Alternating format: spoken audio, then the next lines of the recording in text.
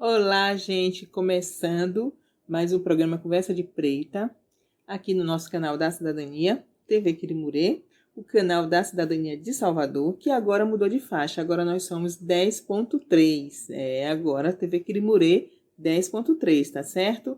Dizer para vocês que a gente, mais uma vez, precisou e precisa dar uma parada, ficar um pouquinho mais em casa, né? A gente está nessa segunda onda e vamos pedir força para que a gente possa passar com muita fé e com muita resistência, tá certo, gente?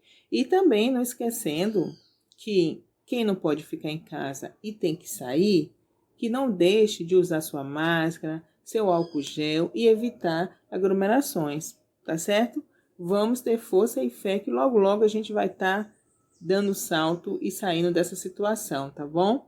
Mas Conversa de Preta agora mudou de dia, né? Agora todos os sábados às 16 horas aqui no nosso canal. Somente aos sábados agora vocês têm Conversa de Preta. E hoje a gente vai receber uma convidada que vem lá do Recôncavo da Bahia.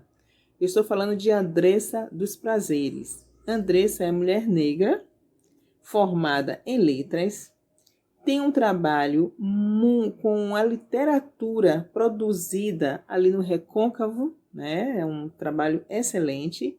E ela é a idealizadora do primeiro podcast literário do Recôncavo da Bahia, chamado De Hoje a Oito. Essa é uma mulher retada que está fazendo e acontecendo na área da literatura ali no Recôncavo. E essa atuação de Andressa lá já tem 2 anos nessa caminhada, viu, gente? 2 anos que ela está nessa batalha, nessa resistência e também contribuindo com a literatura ali do Recôncavo, muito bem. Recentemente, Andressa ela foi contemplada com a Lei Aldir Blanc, né, para lançar a série Tramas Atlânticos, Verbo Negro em Travessia. É exatamente isso. E no dia 25 de fevereiro foi lançado o primeiro podcast desse projeto, dessa série, que tem como idealizadora a Andressa dos Prazeres. É com essa mulher negra que nós vamos conversar daqui a pouquinho. Vocês vão saber um pouco dela, né? Quem é essa mulher e também um pouco sobre esse projeto. Mas antes de chamar o vídeo de Andressa, eu quero dizer para vocês, a gente ainda está gravando em casa, né? Eu disse que logo logo a gente estava gravando no estúdio, mas nada disso. Todo mundo continua em casa e eu também continuo fazendo as gravações em casa. E as meninas estão mandando os vídeos e a gente vai mostrando aqui para vocês. Dizer que segunda-feira, gente, olha só que maravilhoso. Segunda-feira, eu, Dina Lopes, farei uma live com a maravilhosa Virgínia Rodrigues. Segunda-feira, eu e Virgínia Rodrigues. Sabe onde? No Instagram do Conversa de Preta, às 19 horas. Entra lá, segue a gente e participa dessa conversa que eu tenho certeza que vai ser maravilhosa. Virgínia Rodrigues. Olha quanta emoção. Já estou logo adiantando. Quanta emoção e que vai ser muito linda essa live. Então, participe com a gente, tá bom? Vou te aguardar lá, segunda-feira, às 19 horas, no Instagram do Conversa de Preta. Eu, você e a maravilhosa Virgínia Rodrigues, lógico. E aí, agora vocês vão ficar com a Andressa dos Prazeres e que no próximo sábado eu volto aqui com mais um Conversa de Preta, trazendo mais mulheres maravilhosas para vocês conhecerem, tá certo? E dizer que segunda-feira é o Dia Internacional das Mulheres, né? 8 de março. É uma data para a gente refletir bastante, né? Para a gente ter realmente como pano de fundo uma reflexão maior sobre a situação das mulheres no país, no mundo, né? Principalmente nesse período de pandemia. Então, na medida do possível, feliz Dia das Mulheres para vocês, tá bom? Um beijo no coração e até o próximo sábado com mais um Conversa de Preta aqui no canal da Cidadania. Prazeres, eu sou escritora, sou roteirista e pesquisadora do programa de rádio e podcast de Hoje a 8, sou editora da Cartoneira da Ziaiá. Eu vivo aqui em Cachoeira tem aproximadamente 5, 6 anos, né?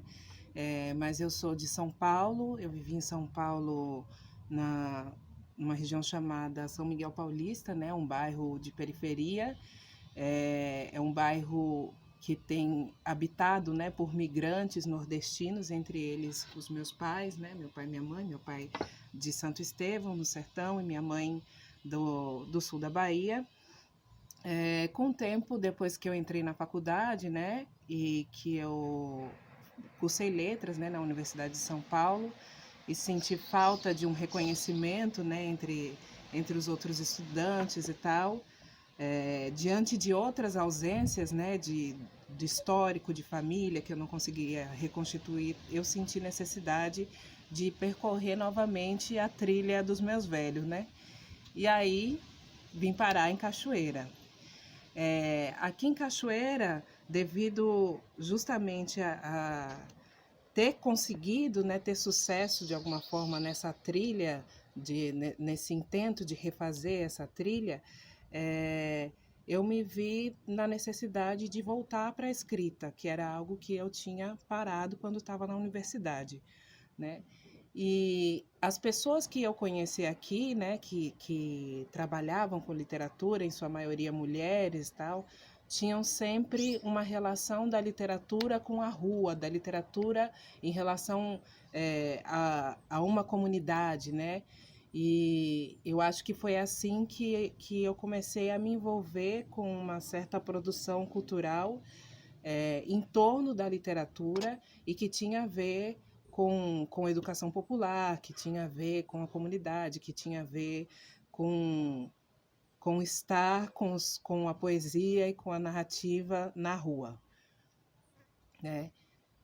E assim, dentre outras coisas, foi assim que surgiu o Dioja 8, né? O Dioja 8 surgiu como costumam surgir a maioria dessas ideias, de mesa de bar, entre amigos, né? Eu sentia muita necessidade de buscar uma forma de criar mesmo fortuna crítica em cima da literatura negra, né? Da literatura que eu estava vendo florescer aqui na região, né? De fomentar essas discussões. E aí, com outros amigos, a gente resolveu criar um programa de rádio. Esse programa era, a princípio, uma intervenção urbana, né? De colocar, digamos assim, ideias fora do lugar, né? Se a gente tinha uma programação na Rádio Poste, né? Que passava na cidade, que era uma programação mais voltada para as querelas políticas da cidade ou para notícias, né? A gente quis colocar ficção, quis colocar poesia ali também. E assim criou-se o programa de rádio de Hoje a 8, que é de Hoje a 8 porque passava semanalmente. Mas então, como a maioria das pessoas, né, das pessoas que começaram a colaborar com essa ideia, eram também pessoas que vinham de outros ambientes, que vinham de outros territórios, né, pessoas migrantes, então também surgiu a necessidade de expandir esses ouvintes para além do território, né, para além das ruas de Cachoeira. E aí foi que o Dioja 8 se tornou um podcast, né? Então, aí, depois disso, a gente começou a trazer temas diferentes, né? Começou a buscar sugestões também de ouvintes, ter uma relação com outras pessoas, né? Dentre esses temas, um dos temas que a gente estava trabalhando, né, até agora, era a literatura africana de língua portuguesa, né? Então a gente trabalhou com escritores de Moçambique e de Angola. E pensando nisso, né, pensando da gente aqui do Brasil, olhando essa literatura, também surgiu essa ideia de como, né, os escritores daqui, as escritoras daqui, negras, brasileiros, como é que a gente olha para o continente, né? Como a gente tenta fazer pontes com o continente africano, né? Como é que a gente, de alguma forma, supre essa ausência? E aí, um dos escritores que fez parte do Dioja 8, que faz parte desse projeto, né? Já trazia, por exemplo, as questões do vocabulário, do dialeto, né? Palavras que a gente herdou de outro tronco linguístico. Bem, a partir dessa inquietação, né, sobre como a África está presente no DNA das nossas letras, a gente pensou na série Tramas Atlânticas, Verbo Negro em Travessia. É uma série de 7 episódios, né? Em cada um desses episódios a gente apresenta um escritor ou uma escritora, e são eles Fred Aganju, que foi quem abriu os caminhos dessa série, né? No dia 25 de fevereiro, quinta-feira passada. Deisiane Barbosa, que vocês vão poder ouvir o episódio sobre a obra dela na próxima quinta-feira. Davi Nunes, Urânia Munzanzo, Fátima Trinchão, Camilo Alvarenga e Suedi Nunes. A gente está presente em todas as plataformas digitais para quem quiser acompanhar, no Instagram, no Spotify, né? Temos o nosso site, que é o dehoja8podcast.com, e esperamos vocês por lá.